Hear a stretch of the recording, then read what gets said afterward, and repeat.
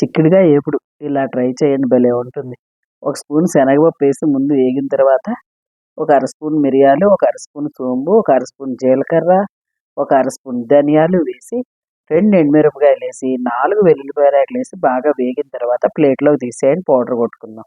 తర్వాత పొయ్యి అంటించి మూకుడు పెట్టి ఆయిలేసి, ఆయిల్ కొంచెం ఎక్కువే పడుతుంది ఫ్రైకి. చిక్కుడుగాయలేసేసి బాగా మగ్గనివ్వండి. ఆ 2 నిమిషాలు పోయాక చూస్తే అలా ఉంటుంది. ఇప్పుడు ఒక స్పూను కోరినటువంటి అల్లమును, ఒక ఉల్లిపాయ ముక్కలు సన్నగా కోసేసి పోసేయండి.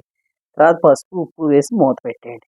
ఒక 5 నిమిషాలు వదిలేసి సిమ్‌లో పెట్టి మళ్ళీ తీసి ఇలా కదిపి చూడండి. చక్కగా వేగుంటాయి.